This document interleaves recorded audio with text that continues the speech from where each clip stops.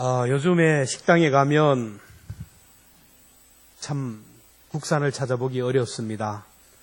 모든 것이 수입산이고 또 외국인들이 서빙을 하는 그런 모습을 봅니다. 어느 식당에 이런 글귀가 써 있었습니다. 쌀, 김치, 국산, 서빙도 국산 아줌마. 참 그렇습니다. 어떤 교회에서 기간장 회의를 마치고 이분들이 이제 식당에 식사하러 갔어요.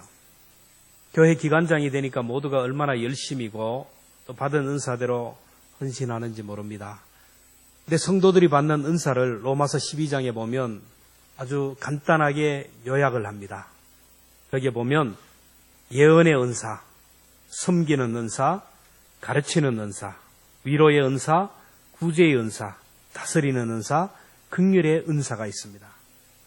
이렇게 은사를 받은 사람들이 식당을 하다가 식당에 가서 식사를 하고 주문한 음식이 나오기를 기다리고 있는데 마침 서빙을 하는 베트남 아가씨가 콧노래를 부르면서 음식을 들고 나오다가 넘어져 버렸어요. 그래서 그릇이 사방으로 팍 깨지면서 음식이 손님에게 튀었습니다. 그래서 거기에 있던 사람들이 저마다 반응이 다르게 나왔는데 제일 먼저 예언의 은사를 받은 사람이 얘기합니다. 내 이럴 줄 알았다고. 콧노래를 부르면서 나올 때부터 내 이럴 줄 알았다고. 그러자 섬기는 은사를 받은 사람이 뛰어가더니 쏟아진 음식을 막 정리를 하고 그릇을 정리하는 것을 도와주었어요. 잠시 후에 가르치는 은사가 나오더니 얘기를 합니다. 봐라. 식탁이 이렇게 좁으니까 이렇게 걸려 넘어지지. 저쪽에 공간은 넓은데 식탁 정리를 좀 똑바로 해봐라. 그리고 음식을 나를 때는 조심조심 해야지 콧노래를 부르고 뛰어다니다가 사고 난다고 이렇게 미주알고주알 가르쳤어요. 베트남 아가씨는 너무 당황해서 눈물을 뚝뚝 흘리고 있자 위로의 은사를 받은 사람이 다가가더니 괜찮아요. 나도 옛날에 서빙 해봤는데 누구나 다 이런 실수를 할 수 있어요. 힘들겠지만 좋은 날이 올 테니 꾹 참고 기다리세요. 고국에 있는 가족들 생각하고 참고 돈 잘 많이 벌어서 가족들과 함께 행복하게 살 날이 올 것을 기대하며 힘을 내세요 하고 위로해 줬어요. 그래서 구제의 은사를 받은 사람이 가더니 지갑에서 돈을 꺼내어서 이 아가씨의 손에 돈을 주면서 혹시 주인이 배상하라 그러면 이 돈으로 배상하고 그래도 돈이 남을 테니까 이 돈으로 오늘 친구들과 함께 저녁도 먹고 노래방 가서 다 풀어버리세요 하고 돈을 줬어요. 조금 후에 다스리는 은사를 받은 사람이 나오더니 얘기합니다. 왜 이렇게 전부 서 있느냐고. 김지사 와가지고 빨리 그릇 치우고 건사님 빨리 나와서 걸레가지고 닦고 우리 모두 일어나서 자리 정리 좀 공간 좀 넓히자고 이렇게 상황을 정리했습니다. 마지막에 긍휼의 은사를 받은 사람이 오더니 아가씨를 꼭 껴안아주면서 괜찮다고 내가 주인과 너무 잘 나가는 사람이라서 절대로 불이익이 없도록 내가 할 테니까 걱정하지 말라고 오늘 일하고 쉬는 날 나에게 연락하라고 핸드폰 번호를 줍니다. 언제 나와서 연락하면 내가 식사를 대접할 테니 외로운 타국에서 내가 언니가 되어주고 가족이 되어줄 테니 나를 의지하며 살라고 꼭 껴안아 주었어요. 자, 그렇다면 여러분은 그 상황이라면 어떻게 반응을 하겠습니까? 많은 성도들이 식당에 가서 거창하게 기도하고 나서 음식이 짜니 싱겁니 막 야단을 치니 기도나 하지를 말지. 오늘 우리 자신들의 상황을 한번 돌아봐야 됩니다. 이러한 관점에서 오늘 본문으로 한번 들어가 보시기를 바랍니다. 어떤 사람이 중풍병에 걸렸어요. 중풍병은 뇌경색이에요. 가벼운 것은 살짝 지나가지만은 그러나 중증에서부터 아주 심한 병까지 있어요. 오늘 본문에 나오는 사람은 중증 환자입니다. 온 몸이 마비되어서 움직일 수 없어요. 누군가 옆에서 밥을 먹여줘야 되고 대소변을 갈아줘야 되고 누군가 돌아보지 않으면 한순간도 살아갈 수 없는 이 절박한 상황 가운데 있는 사람. 이 사람을 놓고 사람들의 반응이 여러 가지로 드러나지 않았겠습니까? 그 마을에 예언의 은사를 받은 사람이 왜 없겠습니까? 내 그럴 줄 알았다고. 정신없이 먹을 때부터 내가 알아봤다고. 띠룩띠룩 살이 찔 때부터 내가 알아봤다고. 가르치는 은사를 받은 사람은 얘기합니다. 그렇게 눈만 멀뚱멀뚱 뜨지 말고 손가락이라도 한번 움직여보라고. 왜 다른 사람에게 피해를 끼치면서 이렇게 살아야 되냐고. 죽을 힘을 다해서 몸부림을 치고 네가 그 자리에서 일어나도록 네가 한번 의지적인 결단을 하라면서 여러 가지를 가르쳤어요. 그런가 하면 섬기는 은사를 가진 사람은 틈만 나면 와서 청소도 해주고 밥도 해주고 설거지도 해주고 섬겼어요. 구제의 은사를 받은 사람은 와서 쌀도 사주기도 하고 또 와서 맛있는 음식도 사주기도 하면서 이렇게 구제를 했어요. 그런가 하면 위로의 은사를 받은 사람 자주 찾아가서 손도 잡아주고 위로해 줬습니다. 다스리는 은사를 받은 사람은 동네 사람들에게 얘기합니다. 우리 동네에 이런 사람이 있어서는 안 됩니다. 그러므로 우리 소식하기 운동합시다. 열심히 우리 운동하는 습관을 가집시다. 캠페인을 벌입니다. 병 걸리지 않도록 식습관들 그리고 운동법에 대해서 이렇게 가르치는 거 다스리는 사람이 있었을 거예요. 그런데 긍휼의 은사를 받은 사람은 어머니의 마음으로 내 가족처럼 내 자녀처럼 환자를 돌보고 그 환자를 불쌍히 여겼어요. 다행스러운 것은 이 중풍병자에게는 긍휼의 마음을 가진 4명의 친구가 있었다라는 겁니다. 이 친구들은 중풍병자들을 찾아가서 불쌍히 여겼어요. 어떻게 하든지 고쳐보려고 어떻게 하든지 살려보려고 좋다는 의사 좋다는 약 먹으면서 다 동분선수 뛰어다녔어요. 그래도 안 되던 차에 예수님에 대한 소문을 듣게 됩니다. 예수님이라는 분은 하나님의 아들이라 그리고 그분은 어떤 병도 고치고 바람도 파도도 잠잠하게 하시고 그분은 귀신도 내어 쫓고 죽은 자도 살리시는 분이라는 소문을 듣고 이 중풍병에 걸린 사람을 들것에 들고 예수님께 찾아왔어요. 여러분, 긍휼의 마음을 가진 사람, 어머니의 마음을 가진 사람은 절대로 포기하지 않습니다. 오늘 본문에 나오는 4명의 친구들은 환자를 불쌍히 여기고 긍휼히 여기는 마음이 있었기에 모든 사람이 포기해도 포기하지 않았어요. 전신마비가 되면 그 당시만 해도 끝이다. 그렇게 살다 끝난다. 포기합니다. 옛말에 김병의 효자가 없다라는 말이 있어요. 아무리 효자라 하지만은 그 부모가 병이 길어지면 한계를 드러낸다라는 거예요. 그러나 부모가 자녀를 포기하는 경우는 없습니다.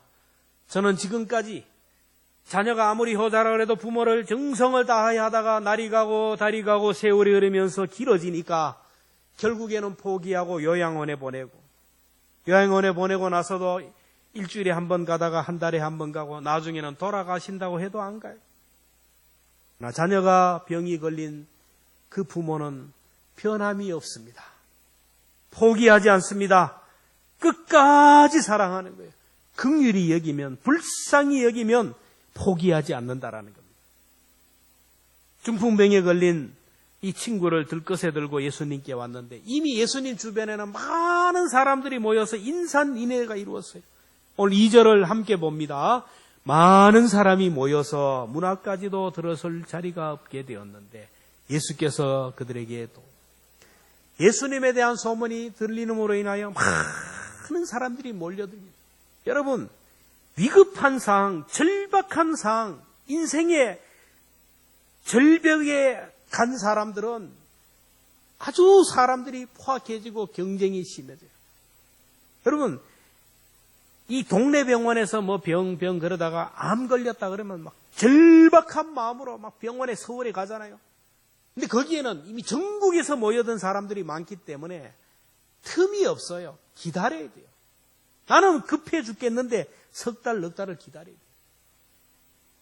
이 사람은 절박한 마음으로 갔는데 이미 문제를 안고 있는 사람들이 다 예수님 주변에 모여서 길을 비켜주지가 않아요. 그 누구도 양보하지 않고 그 누구도 길을 열어주지 않습니다.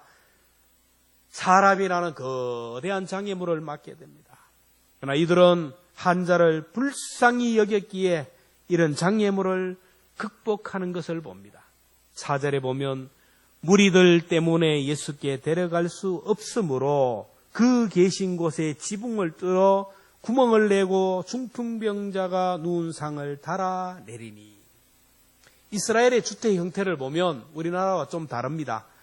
그거는 벽돌을 쌓아 올리고 그 위를 그 나무들을 가지고 큰 나무들을 걸치고 그 사이에 작은 가지들을 걸칩니다. 그 위에다가 짚을 채우고 그 위에다가 모래나 흙을 덮고 해치를 합니다. 그래서 지붕은 옥상과 같아서 그 위에 올라가 산책도 하고 성경도 보기도 하고 기도도 합니다. 다윗이 지붕에 올라가 산책하다가 어리어리하게 왔다 갔다가 남의 집 여인이 목욕하는 밧세바를 보고 죄를 짓잖아요. 이스라엘의 지붕은 그렇기 때문에 그 지붕 뜯는 것은 그렇게 힘든 일이 아닙니다. 근데 지붕을 뜯으면 어떻게 되겠어요? 그 집 안에 있는 사람이 어떻게 되고 그 지붕을 뜯으면 수리비가 어떻게 되겠습니까? 그들은 지붕에 올라가서 지붕을 뜯고 구멍을 내어서 중풍병자를 예수님께 달아내렸어요.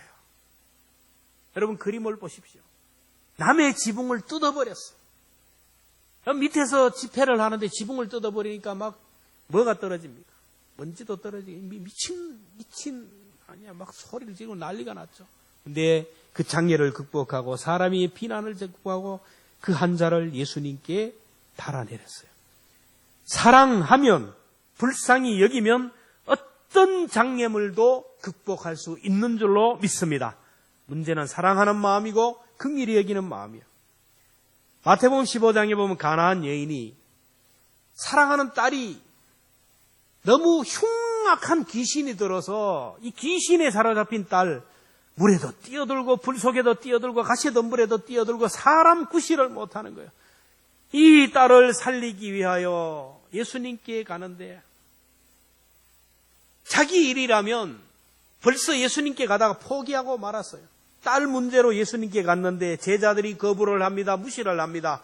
예수님도 모른 척하고 거절합니다. 나는 이스라엘 집에 잃어버린 양 외에는 보냄을 받지 않는다. 자녀의 떡을 개들에게 주는 것이 마땅치 않다. 완전히 개 취급을 하는 거예요. 그럼에도 불구하고 가나안 여인은 딸을 살려야 하기에 딸을 너무 불쌍히 여기기에 그 어떤 냉대와 무시와 거부를 다 물리치고 나가는 거예요. 나는 개가 되어도 좋습니다. 나는 개입니다. 그러나 개도 주인의 상에서 떨어지는 부스러기를 먹습니다. 나는 개 취급을 당해줘. 내 딸을 불쌍히 여기달라고 엎드려 기도합니다. 예수님이 말씀합니다. 여자여 내 믿음이 너가 믿음이 크도다 내 소원대로 되리라. 그때부터 그의 딸이 나았다라는 거예요. 여러분 오늘 우리가 주님을 만나러 오는 이 자리까지 나올 때는 장애물들이 많아요. 교회에 와서 주님을 만나야 되는데 주님을 만나기 전에 먼저 사람을 만나요. 우리 교회는 그런 일이 별로 없지만 교회 올라오기 전에 주차장에서 아마 은혜가 다 떨어져요. 주차가 될 때도 없는데 이 교회는 주차 시설도 없나? 빙빙 돌다 그냥 가는 사람도 있어요. 오다가 안내위원이 모르고 인사를 좀 못하면 사람 무시한다고 기분이 확 상해가지고 와서 은혜 받을 생각도 못해요. 예배 드리고 앉았는데 오늘 날씨가 왜 이래 덥나 춥나 이래저래 사람들을 보면서 사람들 때문에 주님께 집중하지 못하는 사람이 너무너무 많아요. 주님을 만나기 전에 먼저 사람들에게 상처를 받고 사람들에게 어떤 이목 때문에 상처를 받아서 주님을 만나지 못하는 사람이 많아요. 그러나 정말로 사랑한다면 불쌍히 여기는 마음을 가져 내 영혼을 사랑하고 내 영혼이 불쌍히 여김을 받기 위해서는 이걸 극복할 수 있어야 돼요. 여러분이 자녀의 문제를 가지고 기도합니다. 그럴 때 정말 이 문제를 가지고 이 아이의 문제를 가지고 하나님 앞에 기도하면 잠이 문제가 아니에요. 내 몸이 피곤한 게 문제가 아니에요. 이 아이를 사랑한다면 가족을 사랑한다면 믿지 않는 내 가족을 구원하는 일이라면 여러분 잠이 피곤이 비가 오고 눈이 오고 관계가 없어요. 하나님 앞에 나가 기도할 수밖에 없어요. 문제는 둘 중에 하나입니다. 사랑하지 않든지 하나님을 믿지 않든지 둘 중에 하나예요. 다른 것이 없어요. 기도 시간을 왜 우리가 중요하게 생각하지 못합니까? 하나님이 기도하면 이루어준다는 믿음이 없기 때문이고, 그리고 내가 기도하는 그 기도의 제목에 대한 갈급함이 부족하기 때문이에요. 믿지 않는 가족들이 있고, 믿지 않는 자녀들이 있고, 내 가정에 문제가 있는데 이 문제를 가지고 내가 기도하지 않고 주님 앞에 나오지 않는다면 둘 중에 하나예요. 천국과 지옥이 있다는 것을 못 믿거나 그 사람을 사랑하지 않는거나 둘 중에 하나예요. 긍휼의 마음을 가지면, 불쌍히 여기는 마음을 가지면 포기하지 않아요. 장애물을 극복하게 된다라는 것. 그러므로 저와 여러분은 불쌍히 여기는 마음, 긍휼히 먹이는 마음을 회복할 수 있기를 주님의 이름으로 축원합니다. 둘째로, 긍휼의 마음을 가지면 동력을 합니다. 동력을 해요. 온 몸이 마비가 되어서 쭉 늘어진 이 사람을 혼자 데려올 수 없어요. 다행스러운 것은 4명의 친구가 있어서 4명이 한 마음으로 동력해서 이 사람을 데리고 오고 장애물을 극복합니다. 만약에 한 명이 데려왔더라면 얻고 오다가 그냥 넘어질 수도 있었고, 그리고 2명이 데려왔더라면 많은 사람들이 인산인해를 이루었을 때 안 된다고 포기하고 갈 수 있어요. 그런데 4명이 있었기에 부정적인 반응을 하는 사람이 있었지만 긍정적인 사람이 있어서 우리가 다시 한번 힘을 내자고, 그래서 그들은 힘을 내어 한 마음으로 지붕을 뜯고까지 남의 집을 뜯어듬어 가서 그 친구를 예수님께 내어줬어요. 여러분, 혼자로서는 이런 정신 나간 짓을 못합니다. 4명이 되었기에 용기를 얻는 거예요. 길을 가다 보면 남학생 한 사람이면, 한 사람이 여학생들이 있는 데 가면 겁이 나서 겁이 납니다. 2사람만 해도 괜찮아요. 근데 3사람, 4사람이 있으면 겁을 안 내고 쫙 갑니다. 여학생들도 마찬가지죠. 혼자 있으면 꼼짝을 못해요. 근데 떼거지로 공주떼들이 모여 있으면 아주 못할 일이 없는 거예요. 용기가 있는 거예요.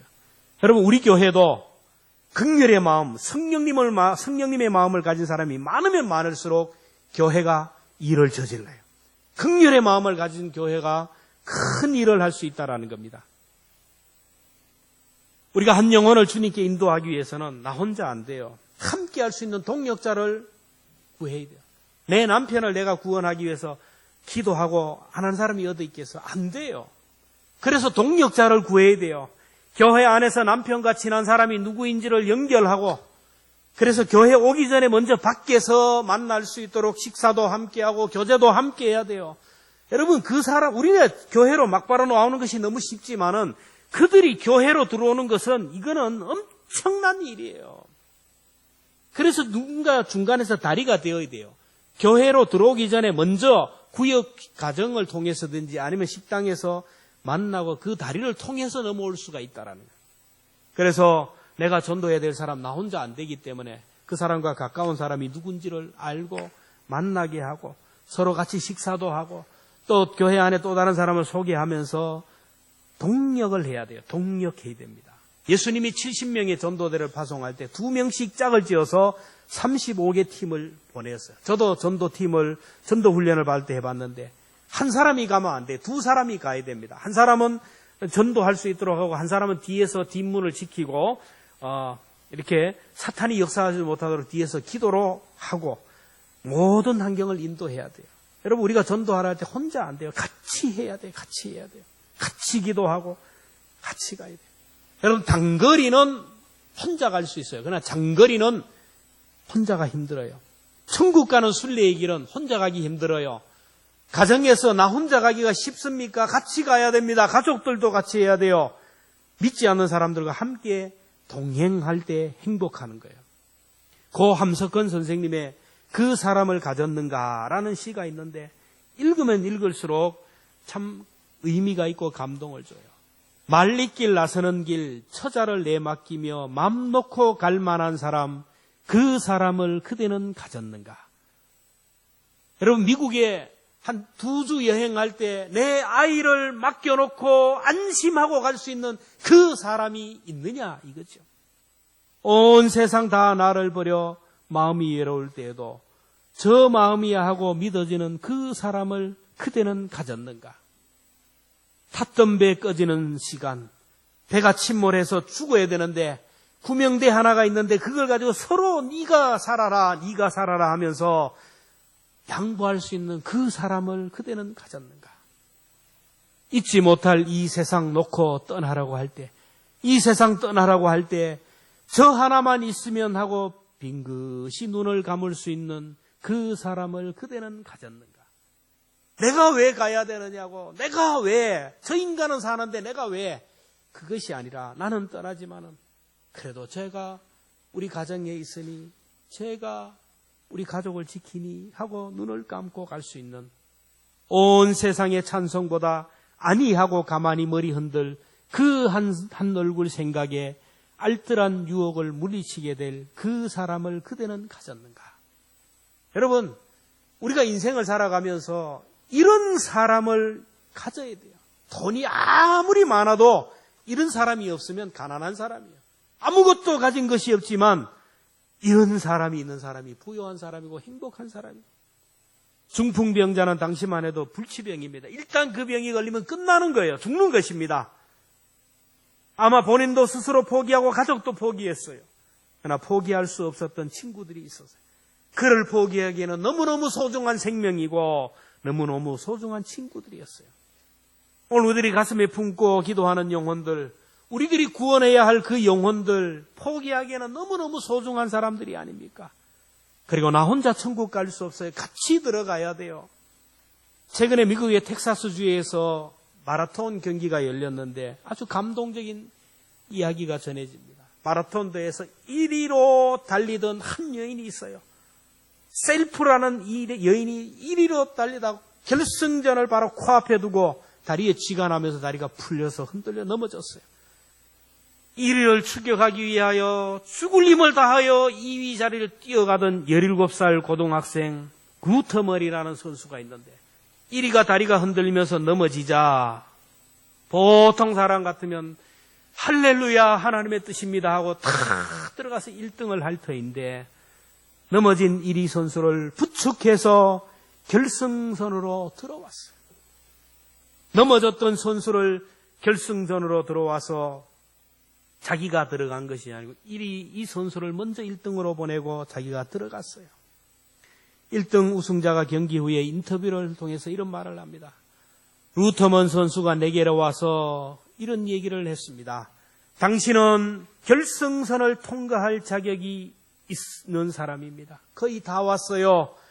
조금만 힘을 내세요. 격려하며 부추겼던 그 선수를 칭찬했어요.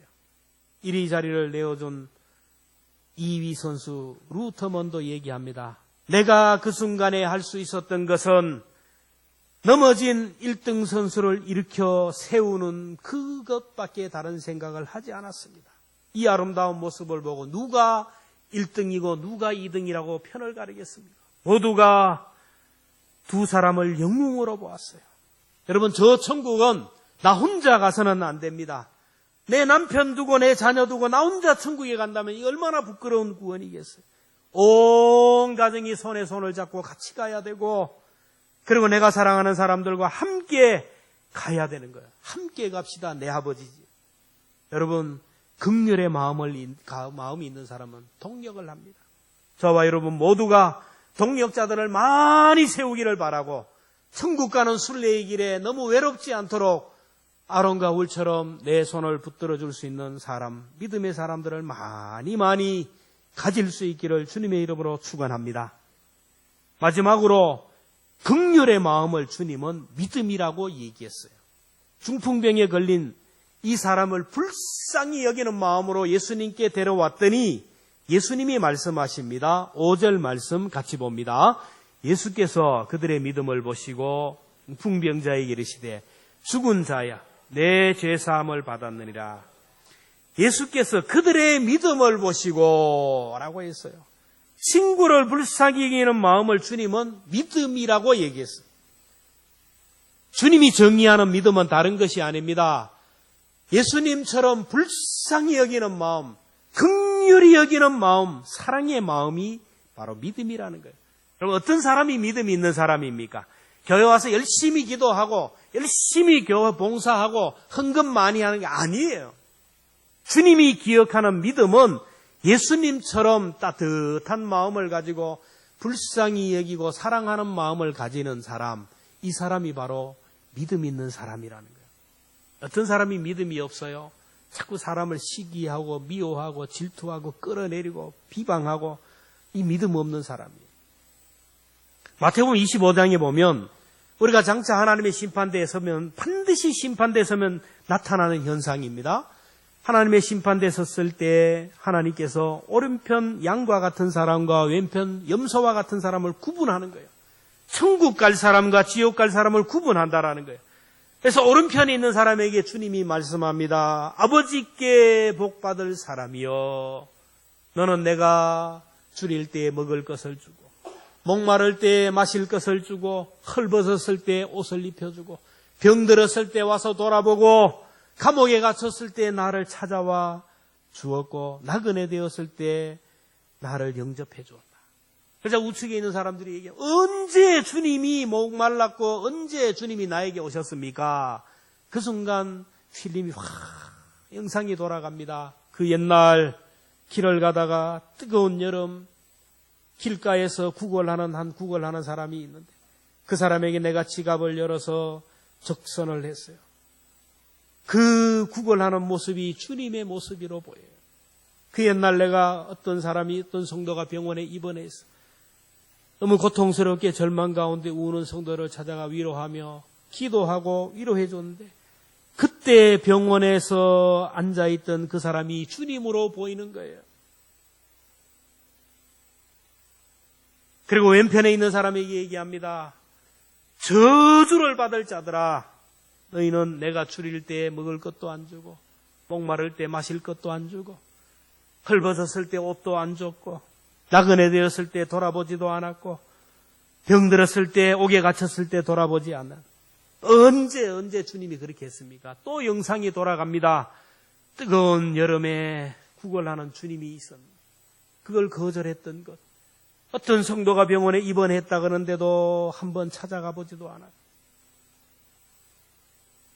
어려움을 당한 사람이 있는데 기도 한번 하지도 않고 지극히 작은 자 하나에게 하지 않는 것이 나에게 하지 않는 것이라는 거예요. 여러분, 긍휼히 여기는 마음은 주님이 받으시는 믿음이라는 거예요. 그래서 오늘 우리들이 끝까지 지켜야 되는 마음은 주님의 마음, 사람을 볼 때 불쌍히 여기는 마음, 긍휼히 여기는 마음인 줄로 믿습니다. 여러분, 아픈 사람을 보면 불쌍히 여기는 마음을 가지세요. 기뻐하는 사람이 있으면 함께 기뻐하는 마음을 가져야 돼요. 사실 하나님 우리 인간을 만들 때 하나님의 형상으로 만들었다는데 이 하나님의 형상으로 만들었다라는 말은 불쌍히 여기는 마음, 하나님의 성품, 사랑의 마음이에요. 로마서 12장 15절에 보면 즐거워하는 자들과 함께 즐거워하고 우는 자들과 함께 울라. 하나님의 사람들이 해야 할 정상적인 것입니다. 거울 유런이라는 말이 있어요. 사람의 뇌에는 다른 사람의 감정을 그대로 공감하고 공유하며 함께 할 수 있는 기능을 하나님이 우리에게 주셨다라는 거예요. 그래서 장례식에 가면 상주가 슬퍼서 눈물을 흘리는 것을 보면 내가 눈물이 쭉 흐르고 가슴이 아파서 슬퍼요. 잔치집에 가면 나도 모르게 기쁘고 즐거워요. 그렇지 않습니까? 여러분, 우는 사람을 바라보면 나도 슬프고 눈물이 나요. 드라마를 보면서 눈물을 흘리잖아요. 웃는 사람을 보면 나도 따라서 웃음이 나오고 두려워 떠는 사람을 바라보면 나도 두려웠고요. 사랑하는 사람이 아프면 내 마음이 아파와요. 이게 바로 거울 유런의 작용으로 나타나는 메커니즘이에요. 장례식에 가서 떠들고 노는 사람은 이 거울 유런이 고장난 사람이고 작동하지 않는 모자라는 사람이에요. 잔치집에 가서 우는 사람도 마찬가지입니다. 그런데 이 시대의 비극은 거울 유런이 작동하지 않는 비극의 시대라는 거예요. 이웃이 죽어가는데도 불구하고 관심이 없어요. 교회에서 아픈 사람이 있는데도 나하고는 전혀 상관없는 삶으로 살아갑니다. 철박한 마음으로 기도하고 교회에서 기도 요청을 하는데 그 사람을 위하여 기도하고는 마음이 없어요.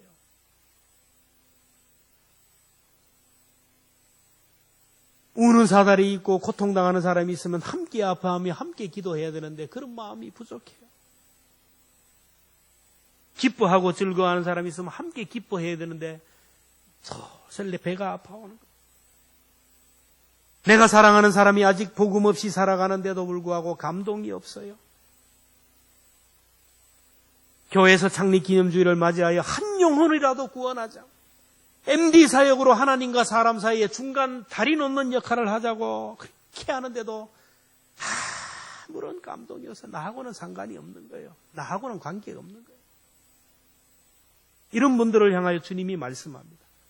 마태복음 11장 17절에 우리가 너희를 향하여 피리를 불어도 너희가 춤추지 않고 우리가 슬피 울어도 너희가 가슴을 치지 아니하였다 함과 같으니라. 주님의 가까운 마음이에요. 주님의 부르심에, 주님의 주시는 미션에 순간순간 반응하는 사람이 믿음의 사람입니다. 주님의 부르심에 응답하여 주님의 마음으로 같이 기도하고 같이 부르짖고 같이 찾아가고 같이 섬기며 함께 그 사람들을 교회로 인도하고 싶은 뜨거운 마음을 우리는 회복해야 됩니다. 우리의 소원과 기도의 제목이 무엇이어야 됩니까? 아직도 물질이에요. 아직도 건강입니다. 아직도 자녀의 형통입니까? 믿지 않은 이방인들이 구하는 거예요. 하늘 아버지께서 이 모든 것이 너희에게 있어야 할 줄을 아시느니라. 너희는 먼저 그의 나라와 그의 의를 구하라. 너희는 먼저 주님의 마음이 뭐예요? 온 인류를 구하고 사랑하기 위하여 십자가에 못 박혀 돌아가신 그 주님의 긍휼의 마음, 한 영혼이라도 더 구원하여 천국에서 영원히 살게 하고 싶어하는 그 주님의 마음, 하나님의 마음을 회복하라는 거예요. 그 일을 위해서 우리에게 생명도 주시고 우리에게 귀한 것을 주셨어요. 미션을 위하여 우리에게 주신 것인데 우리는 어디에 매여 있습니까? 오늘 말씀을 여러분 가슴에 깊이 새기고 일주일 동안 묵상하면서 정말로 주님의 마음을 회복할 수 있는 시간들이 되기를 바라고 주님이 원하는 그 영혼을 위하여 눈물로 기도해서 포기하던 마음으로 그 영혼을 주님의 품에 안길 수 있는 그런 아름다운 역사가 있기를 주님의 이름으로 축원합니다.